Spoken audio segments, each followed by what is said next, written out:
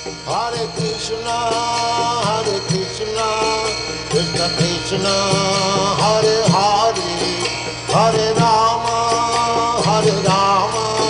Rama Rama, Hare Hare.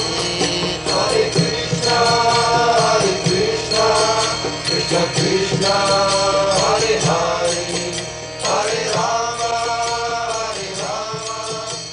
And now Chapter 9, Punishment, from Canto 6, Chapter 1, texts 41 through 45 of the Srimad-Bhagavatam.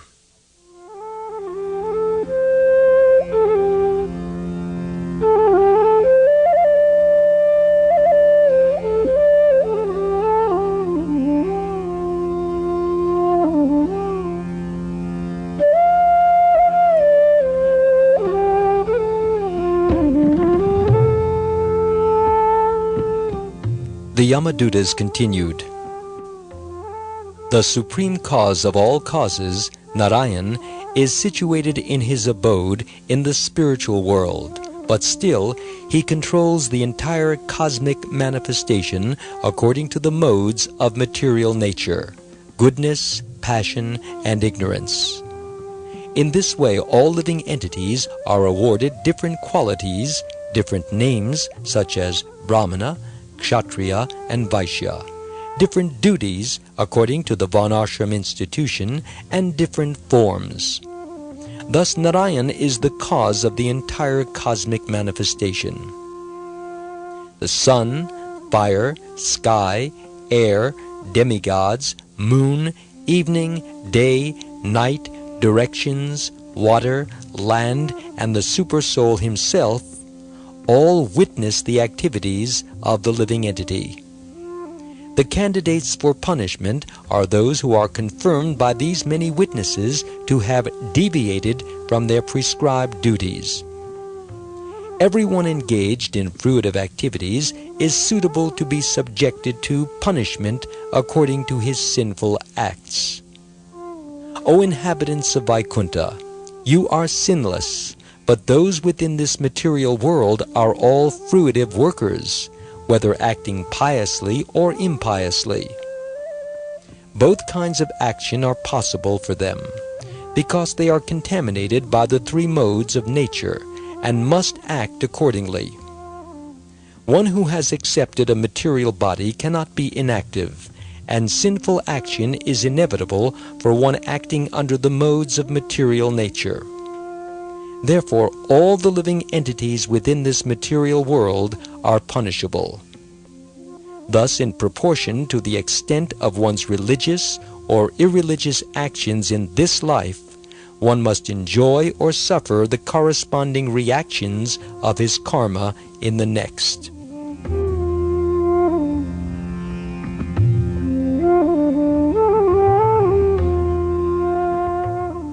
Purport. The Shvetashvatara Upanishad, chapter 6, verse 8, informs us, Natasya karyam karanam cha vidyate, natatsamash cha vyatikash cha drishyate, parasya shaktir vividaiva shruyate, swabhaviki jnana bala kriya cha. Narayan, the Supreme Personality of Godhead, is almighty, omnipotent. He has multifarious energies, and therefore he is able to remain in his own abode and without endeavor supervise and manipulate the entire cosmic manifestation through the interaction of the three modes of material nature, goodness, passion, and ignorance. These interactions create different forms, bodies, activities, and changes which all occur perfectly. Because the Lord is perfect, everything works as if he were directly supervising and taking part in it. Atheistic men, however, being covered by the three modes of material nature, cannot see that Narayan is the supreme cause behind all activities. Lord Krishna confirms this in the Bhagavad Gita, chapter 7, verse 13.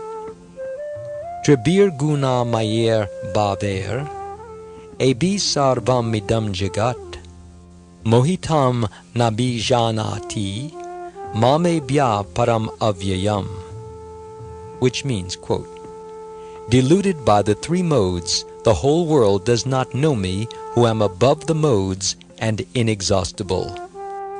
Unquote.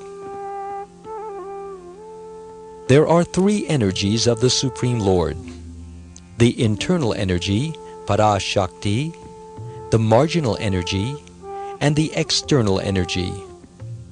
The living entities belong to the marginal energy because they can come under the influence of either the internal or external energy of the Lord.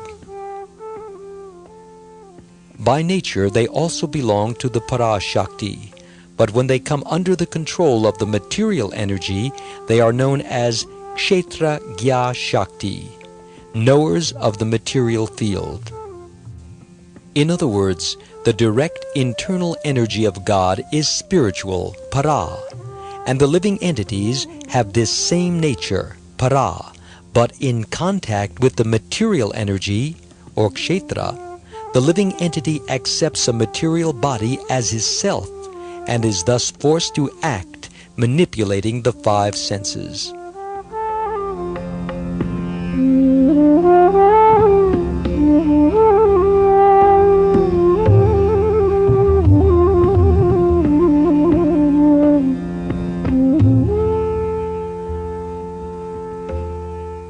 The Yamadutas say that everyone with a material body must work. An ant and an elephant both have to work. The ant requires only a grain of sugar for his sustenance, whereas the elephant requires 300 kilograms of food daily, but both must work for it. Foolish people say that the Vaishnavas do not work, but the Vaishnavas work for Krishna 24 hours a day. They are not idle do-nothings. While we are in this material world, we have to work, but we work for Krishna. That is not really work or karma. It is dharma, practical religion. Unless one works for Krishna, all his labor is adharma, irreligious sense gratification. The real aim of life is to satisfy Krishna, and Varnashram Dharma is the institution of that ideal in human society. The Varnashram system divides society into 4 spiritual orders, or ashrams, and 4 social classes, or varnas. The spiritual orders are the brahmacharis, celibate students, the grahastas, householders living under spiritual regulation, the vanaprasthas, retirees, and the sannyasis, or renunciants. The 4 social orders are the brahmanas, intellectuals, the kshatriyas, warriors and administrators, the vaishyas, farmers and businessmen, and the shudras, manual laborers. Without the principles of Varnashram Dharma, human society is almost animal society. Indeed, human civilization begins when human beings accept the 4 social and spiritual divisions of society according to quality and work. As Krishna says in the Bhagavad Gita, chapter 4, verse 13, Chatur varnyam maya shrishtam guna karma vibhagasha, which means, quote, I have created the 4 social divisions according to quality and work, unquote.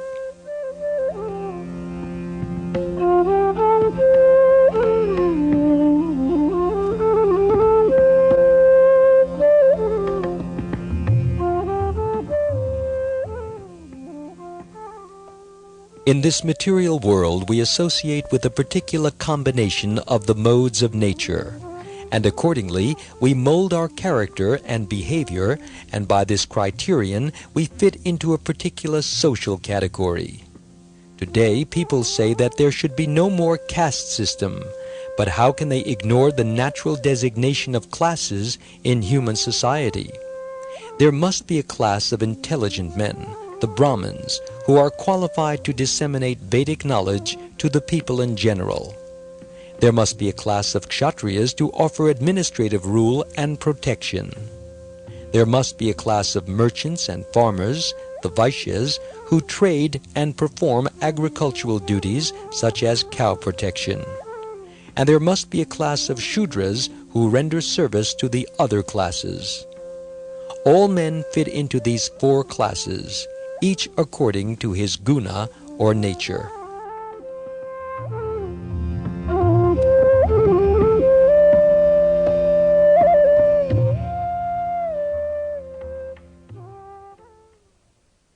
Whatever our varna or ashram, however, the perfection of our work is to satisfy Vishnu or Krishna. The Lord states this in the Bhagavad Gita, chapter 3, verse 9. Yagyarthat karmano nyatra, loko yam karma bandhana, tad artam karma konteya, mukta sangha samachara. Which means, quote, work done as a sacrifice for Vishnu has to be performed. Otherwise, work causes bondage in this material world. Therefore, O Arjun, perform your prescribed duties for his satisfaction, and in that way you will always remain free from bondage. Unquote. This is the sum and substance of human life. Since we have to work, we should work for Krishna. Then we are saved from all sinful reactions. But if we work for our personal sense gratification, we will become entangled in the reactions, lifetime after lifetime. It is not possible for a person to get out of the clutches of repeated birth and death as long as he continues to pursue sense gratification.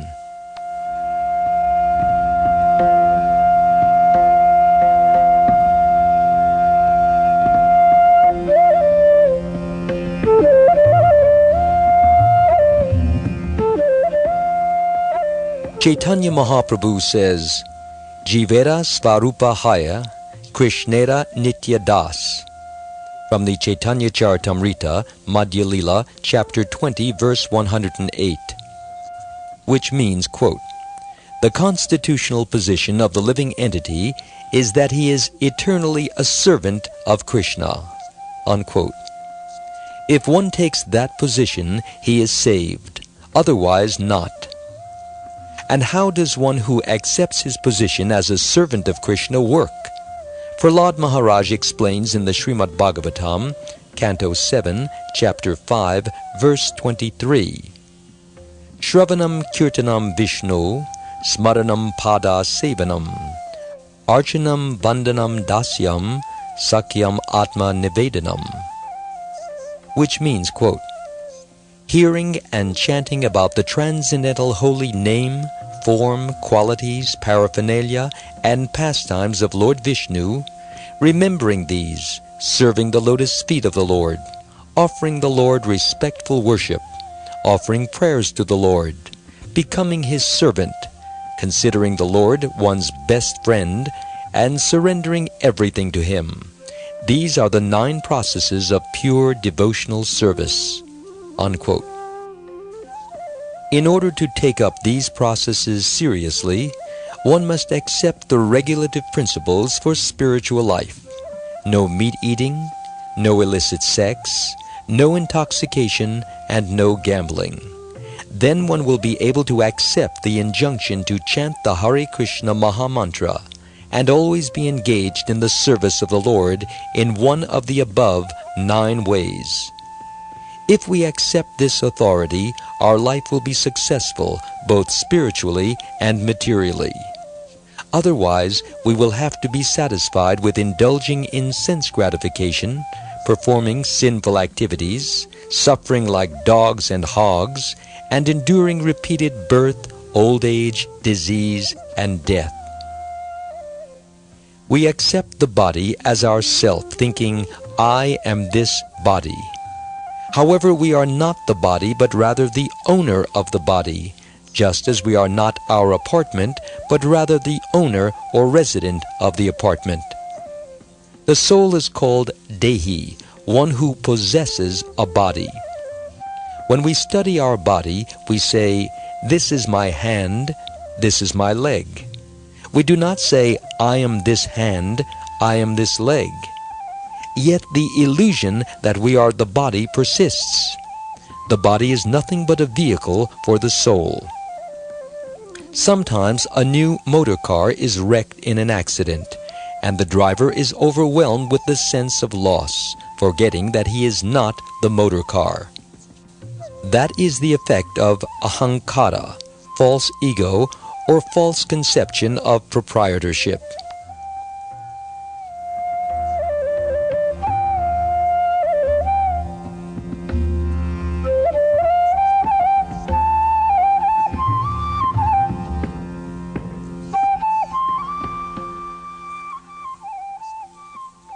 Because we are covered by ignorance, we have forgotten what our previous body was. Even in this life, we do not remember that we were once babies on the laps of our mothers. So many things have happened in our lifetime, but we do not remember them all. If we cannot even remember things that have happened in this life, how can we remember our last life?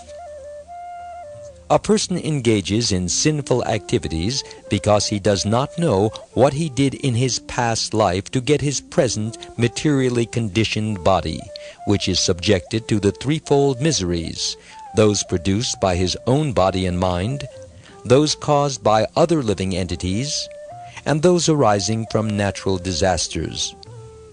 As stated by Lord Rishabhadev in the Srimad-Bhagavatam, Canto 5, Chapter 5, Verse 4, Nunam pramata kurute vikarma yad indriya pritaya apranoti. A human being who is mad after sense gratification does not hesitate to act sinfully. Na sadhu manye. This is not good. Yata atmano yam asan api kleshada asa deha. Because of such sinful actions, one receives another body in which to suffer, as he is suffering in his present body because of his past sinful activities. A person who does not have Vedic knowledge always acts in ignorance of what he has done in the past, what he is doing at the present, and how he will suffer in the future. He is completely in darkness. Therefore, the Vedic injunction is tamasi ma, don't remain in darkness. Jyotir gama, try to go to the light.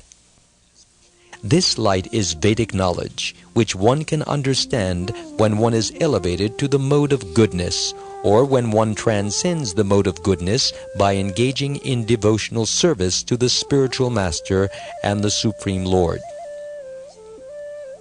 How service to the Lord and the spiritual master results in Vedic knowledge is described in the Shvetashvatara Upanishad 6.23. Yasya deve para bhaktir yatha deve tatha guro tazyate katita yartha prakashante mahatmana. Which means, quote, unto those great souls who have implicit faith in both the Lord and the spiritual master, all the imports of Vedic knowledge are automatically revealed. Unquote.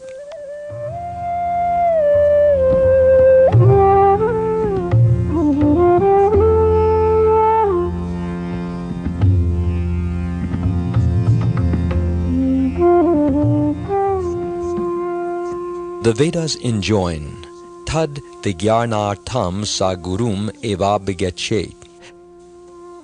One must approach a spiritual master who has full knowledge of the Vedas and be directed by him in order to become a devotee of the Lord. Then the knowledge of the Vedas will be revealed.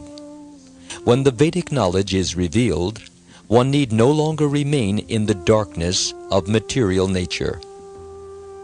According to his association with the material modes of nature, goodness, passion, and ignorance, a living entity gets a particular type of body.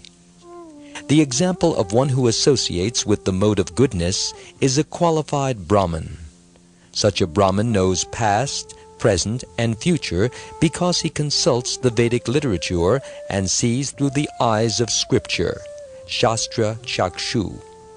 He can understand what his past life was, why he is in the present body, and how he can obtain liberation from the clutches of Maya and not accept another material body.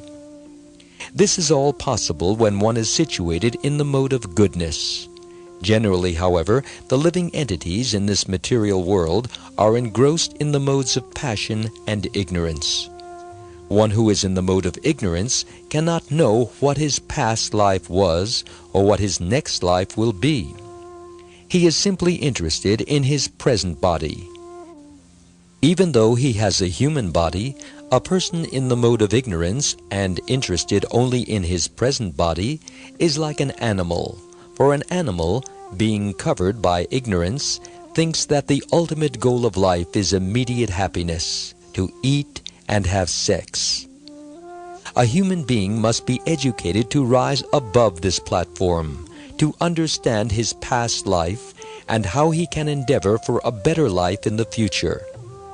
There is even a book called the Bhrigu Samhita, which reveals information about one's past, present, and future lives according to astrological calculations.